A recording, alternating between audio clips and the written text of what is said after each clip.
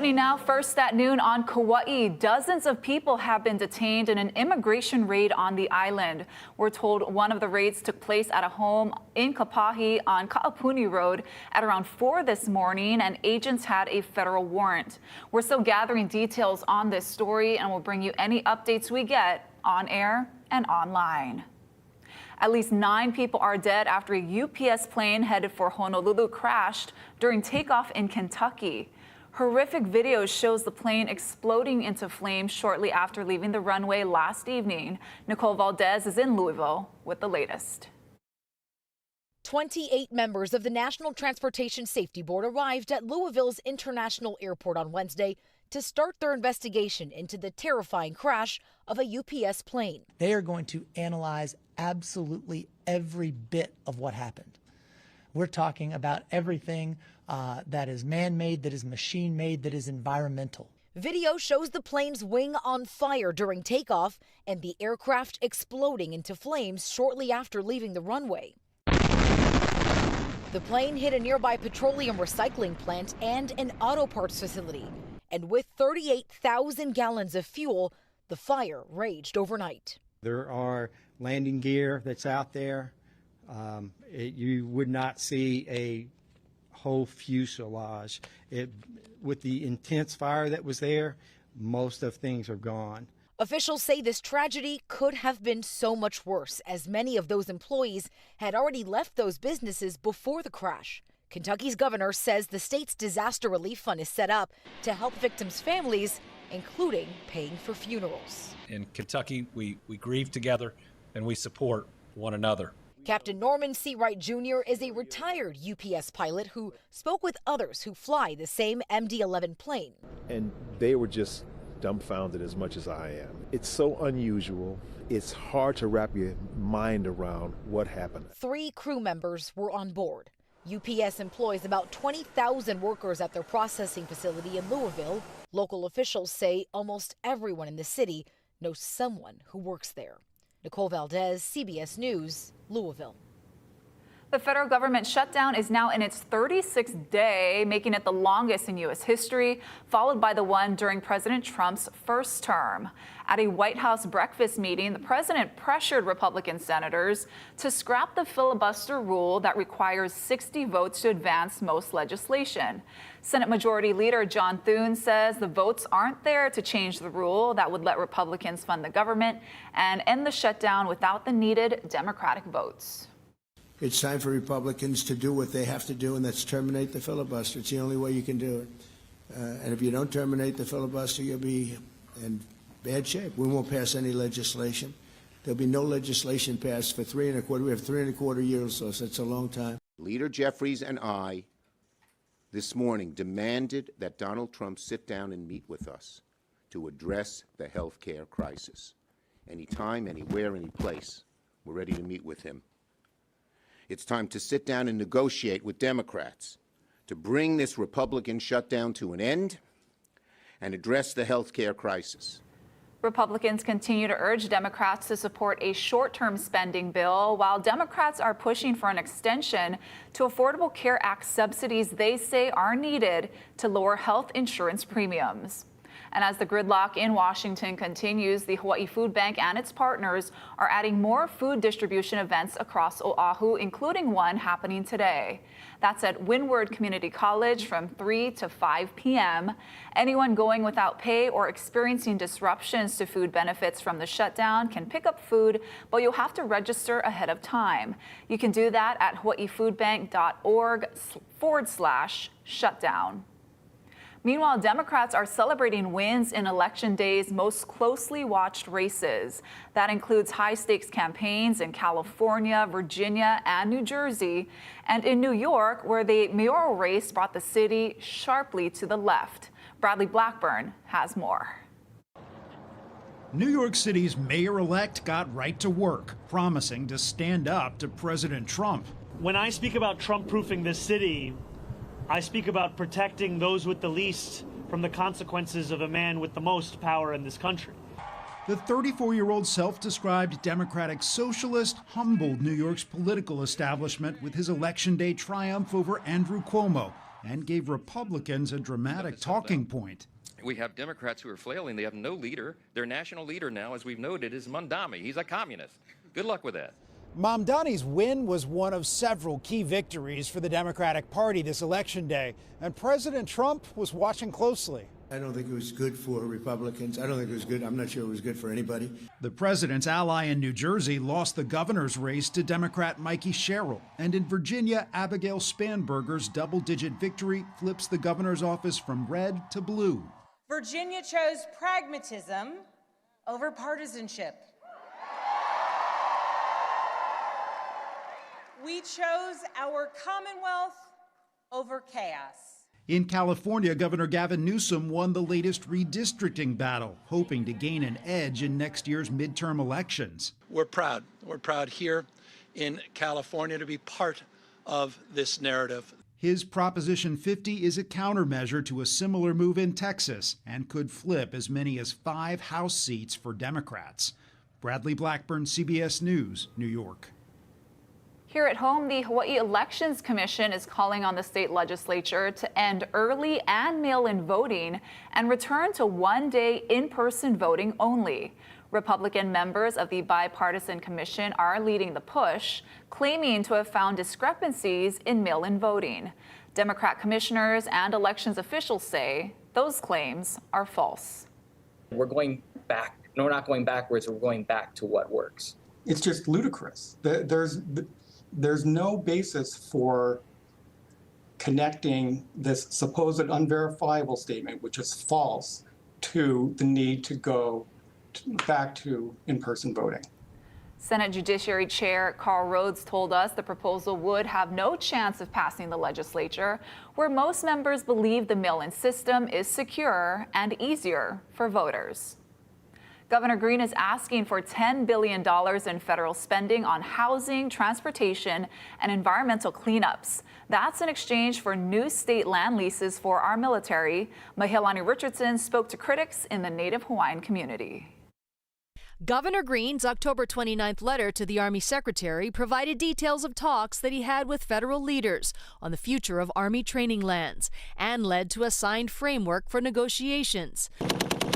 The letter doesn't specifically mention the Army's nearly 20,000-acre lease at Pohakuloa, which expires in 2029. Its environmental impact statement rejected by the State Land Board. But the governor is proposing $10 billion in federal investments, including transferring Makua Valley to the state, accelerating cesspool conversions, 6,500 new housing units, transportation support for Skyline, transferring the federal detention center to the state, and improved reimbursement from Medicare and Medicaid. The letter also mentioned military openness for returning the 8,000-acre Ke'amuku parcel on Hawaii Island and 1-acre Fort DeRussy parcel for state ownership.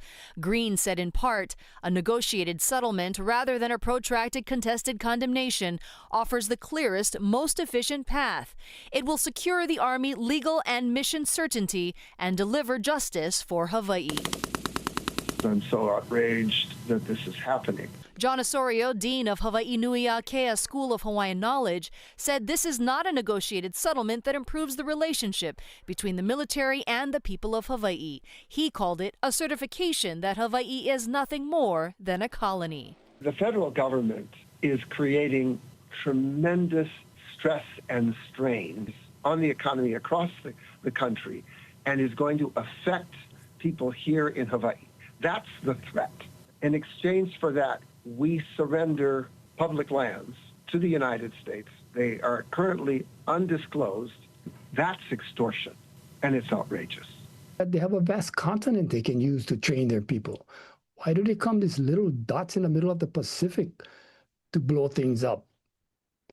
Because when you come into the Pacific, in the middle of the Pacific, these little dots, they're like family. The governor said he proposes to convene a joint negotiation team within 10 days to define settlement parameters. But some lawmakers say the legislature also needs input. These are longstanding problems which should be dealt with, I believe, on their own and should not be dealt with in exchange for our crown and government land. But it is a sale nonetheless, which means that to me as a legislator, it really should be brought to the House and the Senate for a vote.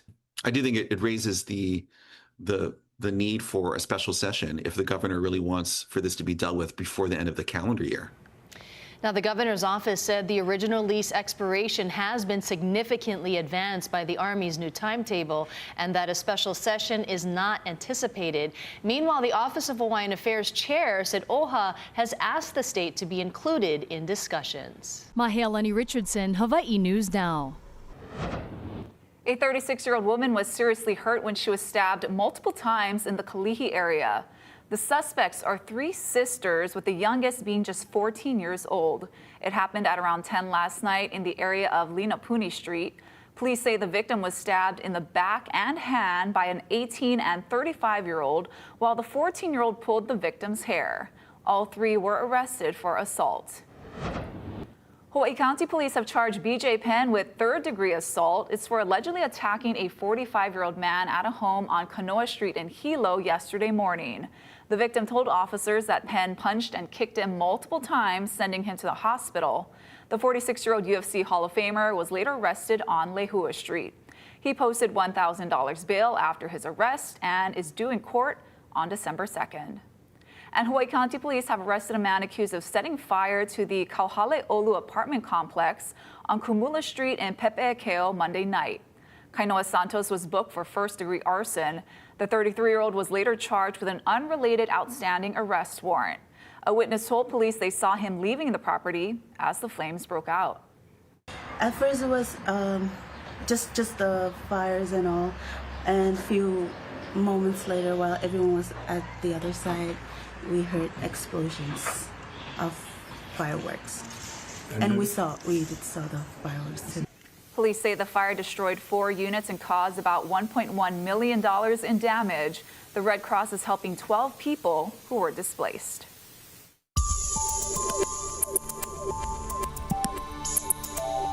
Well, happy Wednesday morning, everybody. Here's a quick look at our first alert futurecast as we're heading into the weekend. We're tracking a better chance for showers over windward neighborhoods out there because of an approaching front. This is Sunday morning around 7 a.m. You're starting to see a better chance for rainfall over the western half of the state. That's going to continue propagating down to the south and southeast, giving a better chance for rainfall over the eastern half of the state as we're going into Monday and Tuesday. Make sure to stay tuned to your first alert weather team for the latest updates. Thank you, Drew. Ahead on This Is Now, the centerpiece for the city's Christmas celebration is being put into place. We'll take you live to Honolulu-bound. Plus, a fall festival with music, food, and activities for the whole family is taking over the North Shore this weekend. Casey Lund has the details in 2 minutes.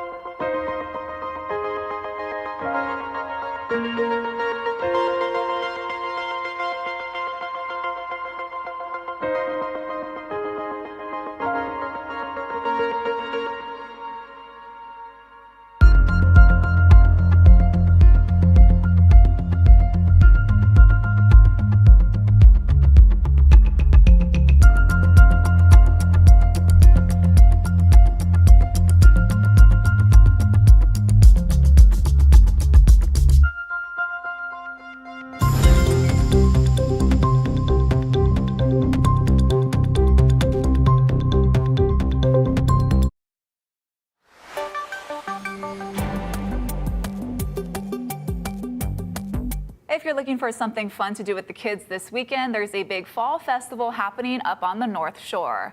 Kuilima Farm is hosting its annual event with live music, food, and family-friendly activities. Casey Lund is in Kahuku with a preview. Aloha from the North Shore. Hey, I am already doing some Christmas shopping here at the farm stand at Kuilima Farm. I got something for my sister, but you know what? This is a great place to do that. They have all kinds of local products. I'm going to come back and pay for that, I promise. But you know, I'm not ready for Christmas just yet either. We're still talking about fall and all the fun that is still to be had, especially right here at Kuilima Farms. Ramsey Brown is with me, Vice President of Diversified Agriculture. That's because you guys have all kinds of stuff. Before we talk about produce, tell me what you have in your hands. And we're here for a specific reason in the farm stand.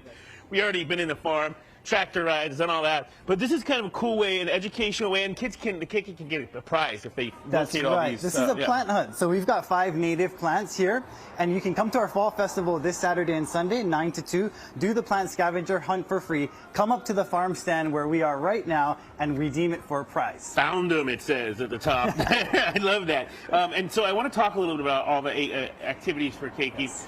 We just rode on the tractor. Yes. We did a pumpkin pieing contest, which I unfortunately didn't win, but that's okay. That's happening each day, though, but spots are filling up, yeah? That's right, yeah. And we're going to do pumpkin painting. We're going to do a planting with Turtle Bay Foundation. Actually, I just want to share some of our vendors. We got some entertainment from John Akapo, Ahe Malie, Kilia, Audibles, Kanilau Band, Halau Hula Makana Ake Aloha. Food from Perfoti Vaifala, LA Birria Tacos. Ooh, I know that. Island Craves, Fat Aunties, Mini Munchies, Wicked Hawaii, Tammy's Ono Creations, Nesian Designs, Indigenous Soap, which you're going to be here.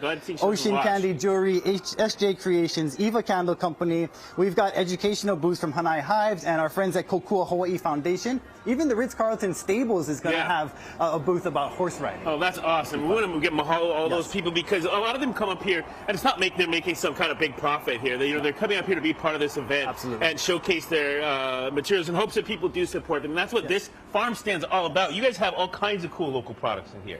All local products. We've got our fresh produce from the farm, avocado trees, fresh pick this week. We've got limes. We sell our bananas. You can come support our local farm stands. Fresh papaya. You've got the fried banana, the turon, banana lumpia, delicious. So come up here. We've got Kula Shave Ice if you need a refreshing treat on a hot day. And that's what it's all about. Is I think since COVID, this conversation, this awesome kind of revived conversation about diversifying our economy, supporting our local farmers, our local folks that work in agriculture, and feed us every day because we're seeing how important that is, man. Thank you so much. Ramsey Brown with us today. We want to send you to HawaiiNewsNow.com. That is where you can go to learn everything you need to know. We'll send things back into the studio. For now, don't miss it this weekend buy here tickets early at Kuilima online. Farm. Yes. But yeah, buy tickets online. That's right. We'll send things back to you guys. Thank you, Case. Well, happening now, here's a live look at Honolulu-bound, where crews are installing the 55-foot cook pine tree that will serve as the centerpiece for the 41st Honolulu City Lights Festival, which launches on November 29th with a tree lighting ceremony and that electric light parade down King Street. And as we head to break, here's a live look outside with our tower cam looking out at Honolulu Harbor. Sunny skies, but a little gloomy on this Aloha Wednesday. We're going to be right back with your full forecast in 2 minutes.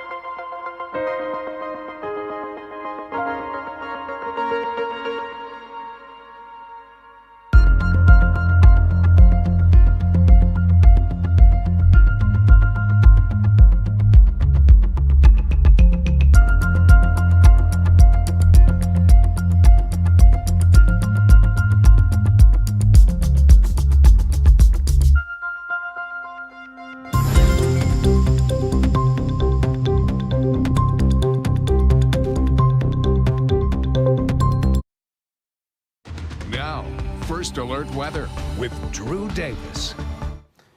All right, well, happy Wednesday, everybody. Again, here's what we're tracking in our first alert weather forecast. We've got a couple of windward showers out there over the next few days, and leeward areas are going to remain relatively dry. Slower winds expected as we're going into Friday because of this approaching front that's going to be moving in over the weekend. Outside of that, we have a high surf advisory out for most north and west facing shores, the north and west facing shores of Kauai, Oahu, and Molokai, and the north facing shores of Maui and Hawaii Island until 6 p.m. on Thursday. Just a quick look at the numbers. North-facing shores for this afternoon around 12 to 16 feet. West-facing shores 8 to 12. South and east-facing shores are also on the rise. And outside of that, we actually have a coastal flood statement up for all low-lying areas due to higher than average high tides. That coastal flood statement is going to last through early Friday morning, and this is going to be during the early morning high tides where we could be seeing some isolated coastal flooding in those low-lying areas. Breaking down your island-by-island forecast for the rest of Wednesday over on Kauai, we've got partly sunny conditions, windward sprinkles out there. Temperatures around 85 to 86 degrees for high temperatures out there today. Mostly sunny over Oahu, a little bit breezy, and some cloud cover over the island. We're going to be seeing some high clouds out there, so it's not going to be low-level clouds. And just a quick look at Maui proper, mostly sunny out there, breezy. Kahului waking up around, seeing temperatures around 88 degrees in the afternoon. Kailua Kona around 85 degrees, spotty morning showers, and still seeing some fog over there that's seeping out of Halemaumau crater. 83 in Hilo, scattered showers before noon and mostly sunny. The northern portions of Hawaii Island will be mostly sunny, wind gusts getting closer to 30 miles per hour. As we look at our first alert futurecast going forward, we've been talking about this weak front that's expected to move in. Now, this isn't going to be a washout for everybody, but this frontal band that's going to be moving in is going to be giving us a better chance for windward showers. This is early morning Sunday around 7 a.m. You continue to see it propagating further southward throughout Sunday afternoon, giving us a better chance for rainfall out there. And as we go into Monday and Tuesday being Veterans Day, we've got a better chance for rainfall over the eastern half of the state. You can see that also continues into Wednesday. This is going to continue with our first alert windcast as well, going into Wednesday and Thursday. Still seeing somewhat breezy conditions in the afternoon, but going into Friday, we've got light and variable winds out there as that front is starting to approach. Here's your 7-day forecast. Wednesday, Thursday, and Friday. Typical weather out there. Lighter trades on Thursday and Aloha Friday. Saturday, Sunday, and Monday, a better chance for showers out there as that weak front's going to be moving across the state. Again, it's not going to be a washout, but a better chance for moisture out there, mostly over windward neighborhoods.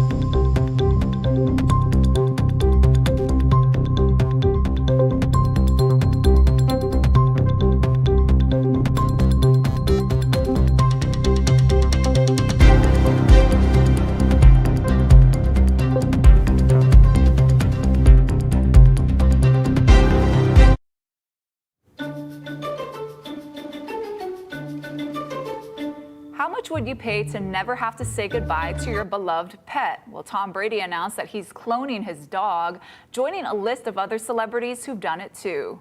Jolene Kent has details on the process and the price tag. I got a call today from the cloning people. Many of us wish our pets could be with us forever. It's been 10 months since Diamond Baby ran away. She was like my sister, my best friend. Paris Hilton cloned her missing Chihuahua in 2023, producing 2 new puppies. This is Diamond and Baby. That same year, our Gayle King spoke with Barbara Streisand as they were interrupted by Miss Violet and Miss Scarlet, clones of Streisand's late canine, Samantha. They're not the same because, as I said, you can't clone a soul. Sammy had her own soul. And now football legend Tom Brady reveals to People magazine he's done the same, cloning his pit bull mix, Lua, who died in 2023, with biotech company Colossal Biosciences, in which Brady is an investor. Meet Khaleesi. Last year, Colossal says it used gene editing and cloning to create 3 pups of an extinct species, the dire wolf. To clone your pet, here's how it works. Your vet takes tissue samples and sends it to the lab. Embryos are created from the cells and implanted into a surrogate dog to carry it to term. According to research at Columbia University, the success rate is only about 20%. Bioethicist Jessica Pierce. What worries me about cloning is that I feel like it's an industry that steps in and kind of preys on people's grief. Pierce also said cloning preys on people's fear of losing their animal or their distress at having just lost their pet. We've reached out to Colossal for comment and have not heard back. In the meantime, PETA, the animal rights or advocacy organization, says the best way to honor your lost pet is to recognize that they are not replaceable and to adopt from a local shelter. Jolene Kent, CBS News, New York. Thank you for watching. This is Now. We're going to have more news first at 4 right here on KHNL. Aloha.